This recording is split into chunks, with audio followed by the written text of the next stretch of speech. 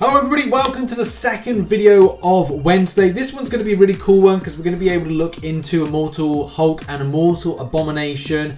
Al Ewing as well, who is the creator of Immortal Hulk. I kind of find out a bit more about these two characters coming into the game. Now yes indeed, November is going to see the release of Immortal Hulk and Immortal Abomination, two very obscure characters. There's also a really cool link which we're going to talk about in a moment where Immortal Hulk can potentially be that character that links into the future story arc, but it's just a running theory, but it's an interesting one at that. Immortal Hulk is a pretty new series of comic books and as well is running to the current day, with issue 40 coming out on November 18th. The really cool tie into this, especially to say like nearly 40 issues deep, is Al Ewing, who was part in bringing Guillotine to Marvel Contest of Champions, is one of the key writers behind this, alongside the artist side of things with Joe Bennett.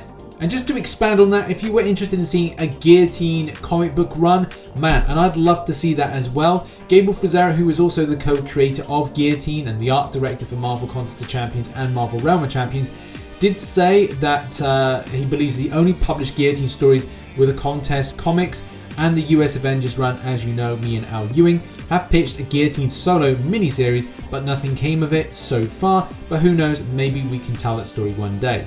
But I digress. Let's get back to Immortal Hulk, explaining the backstory and as well as some of the differences that you might see from this version and the many other Hulks, because there's not just one Hulk in that Hulky mind, there's many.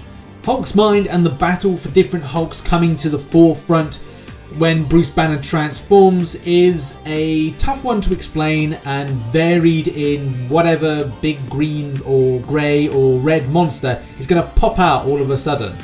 Okay, where do I begin with this story? Well, I think it's got to start here, in that Bruce Banner has been basically Hulk free for a while, radiation free, gamma free, whatever you want to call it. There was this vision by an Inhuman that he would manifest, he would transform and cause an onslaught. So, if you don't know, there's another kind of Hulk variation called Onslaught. Anyway, whatever. The point is, Hawkeye shoots him in the head with a special arrow, there's a special tip in order to kill him off. That's nice, isn't it? And another twist in the tale is that the Hand resurrects him. I love this, and this is why I love Al Ewing's work, because it is just so mad, but it's madly brilliant. And then straight after the Hand resurrects him, he reverts back to his human form and dies. And then Hydra come in and they resurrect him. I tell you what, this is just, it's so cool to kind of like see these different things. The Hand, Hydra, and the ultimate killing off by Hulk. What is going on? I do not know. I love it and it's crazy. Now you're probably thinking at this point, leading into this kind of Immortal Hulk story arc, what could tie things into the contest? And especially when it comes to, yeah, he died again. He went back to his human form and died. So he's like, oh, I'm Bruce Banner, I'm dead. Oh, I'm alive again, I'm the Hulk. But now I've deteriorated and died. But it's the Challenger. And why is the Challenger so important? Especially as it says here, it's an elder of the universe. And as it follows a rumor, a theory that a lot of players have had about who is the mystery character that Karina is talking to at the end of Act 6. As you can see, this is what the Challenger looks like. Now it's still an ongoing theory as to like who this character is. Is it Grief at the End of All Things? Is it Entropy? Is it indeed Grandmaster Prime? Which is something of an odd theory that I've had, but it does go back to like this new character being added in, Immortal Hulk. And the idea, if there's a tie-in there, then maybe Kabam aren't completely, I don't know, devolved of a story arc to kind of bring this in. This could be something of a good link. And if it is the case, then I welcome this in to be part of the weave of the story. And I take back what I said today in Marvel Contest Champions news, because it's meant to be about, you know, what is the future? Is it going into the story? Is something going to happen with Marvel Realm, the combined universe? You know what I mean by this. The character's backstory did interest me as to the nature of this manifestation in Bruce Banner's mind. As it says here, the devil of Immortal Hulk, this variation of the Hulk's persona originated as a response to Banner's need for a protective father figure. Due to his abusive childhood, he was unable to imagine the idea of love without pain. So the devil Hulk took the form of the demonic reptilian monster within Banner's mind. The trauma of Bruce's death during the second superhuman civil war and subsequent resurrection allowed the Devil Hulk to suppress the other Hulk's personas and become the dominant Hulk. Through the Savage Hulk persona can still resurface. If he is still enraged enough, he is extremely articulate, smart and cunning. For the most part, he acts in response to people that cause harm to others and dispenses judgment on them mercilessly. Unlike previous Hulks, he is content to wait inside Bruce, possessing a measure of power over Bruce Banner previous Hulks didn't have. When Banner is in control, the Hulk manifests as a gut feeling that guides him through his objectives, in addition to the Hulk's transformations period being limited to nighttime.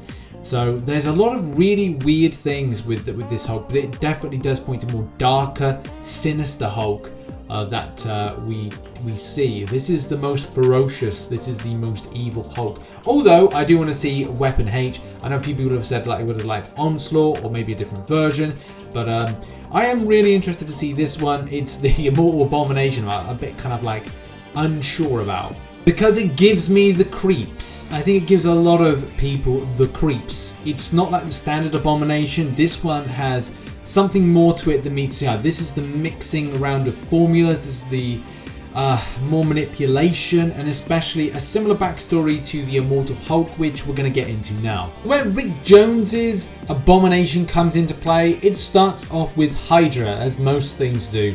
It's all about Hydra. So whilst Steve Rogers was thinking to himself he was a Hydra agent, there's this thing with Rick Jones trying to expose this, and as a result he gets found out and then he gets sent to death by firing squad. It's really cool because at the end he says that Avengers assemble, but you know, unfortunately he does die in the process of trying to expose this fake Steve Rogers, or Steve Rogers as a Hydra agent who's been brainwashed. The thing that I love is the comparisons between both different types of Immortals, Immortal Hulk and Immortal Abomination, especially as Rick Jones is kind of resurrected from the dead. Some of his like body parts, or kind of part of his body, is used in the creation process, or kind of injection of gamma activated tissues which have been taken from Emil Blonsky, the first Abomination. And what is created is this horrific beast of a monster, which is the kind of scary thing that we see with the two heads, loads of kind of like teeth, and just like, it doesn't look like Abomination, it looks like the Predator.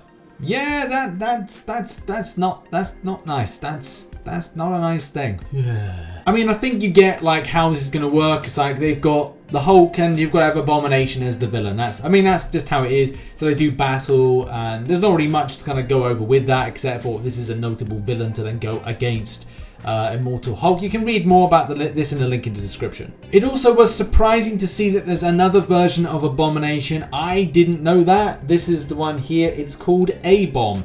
So maybe we could get A-Bomb at a later date. Definitely looks more like solid, especially from like a shielding perspective. Look at all those kind of like armoring to this. But the character in question and his abilities are going to be a bit more than what we've seen from the standard Abomination, and maybe we're going to see a more powerful version, which is slightly disappointing, as I know a lot of players would like to see the old version given that kind of buff that it so deserves. But seeing acidic poison generation, Jones could generate a highly caustic solvent that was potent enough to dissolve the flesh of the Hulk and negate his healing factor. So could this be something of a neurotoxin type thing? I don't know, maybe. But there's a lot more to this character, and I think as well what the champion will be able to do in game will be interesting.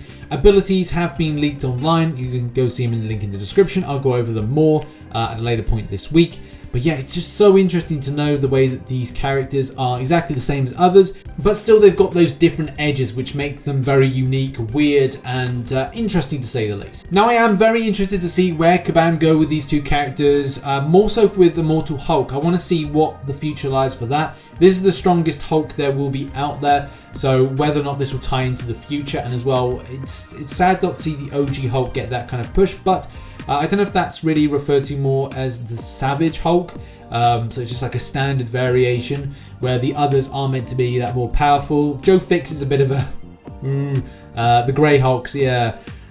There's a lot of Hulk versions, and that's the thing of kind of tying in like which one's the best one, which should be the strongest one. You know, is Gladiator Hulk meant to be powerful as well? The World Breaker one? You know, it's like there's a lot more to this than meets the eye, but I'm really excited to see where they go with that one. Immortal Abomination is more of a...